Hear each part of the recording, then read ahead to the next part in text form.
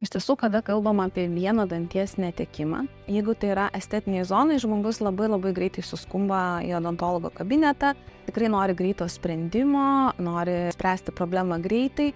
Labai džiaugiuosi, kad iš tiesų šiandien dienai mes galime pasiūlyti netgi vienu momentį implantaciją, vadinasi, jeigu, pavyzdžiui, žmogus nusiskėlė dantį, galime pašalinti šaknį, įsriegti implantą ir uždėti naują dantuką to pačio vizito metu. Tai yra iš tiesų nuostabu, todėl niekada nereikia skubėti gauti pirmąją pagalbą pašalinant lūžį ir tik tada galvoti, ką toliau daryti, nes yra geriau viską atlikti vieno vizito metu.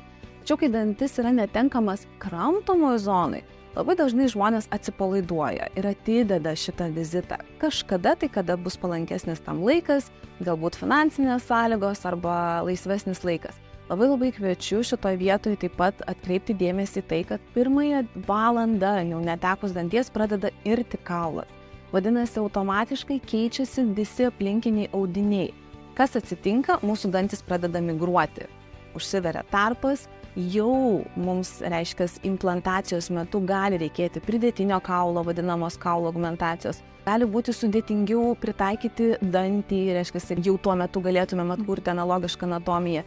Ir jeigu pacientas vis tik tai nori labai teisingai išspręsti situaciją, dažniausiai palaukus ilgiau negu pusmetį metus, jau pacientui gali reikėti ir ortodontinės pagalbos, kadangi dantis radę vietą pradeda migruoti. Ir mes tada pamatome, kad mūsų šypsenos linija pasidaro nebeteisinga, pamato, kad sukandimas atsiranda nebetikslinis. Kas tada atsitinka?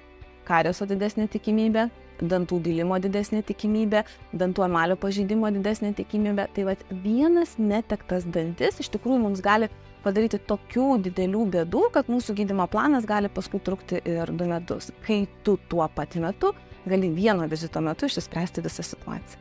Žinot, tai svarbu žinoti, nes iš tikrųjų supratau, kaip atidėliojimas, po to, kaip pasakyti, bandai sutaupyti, po to sumoki brangiau ir dar tai tikrai gali tapti dideliu iššūkiu ir emociniu. Ir kiek ten visko vaikščioti pradeda, kai jūs pradėt pasakoti, aš negalvojau, kad žandikaulis yra tokia aktyvi žmogaus kūno vieta. Iš tiesų, kas labai įdomu, visi odontologiniai, radiologiniai tyrimai galioja 3 mėnesius.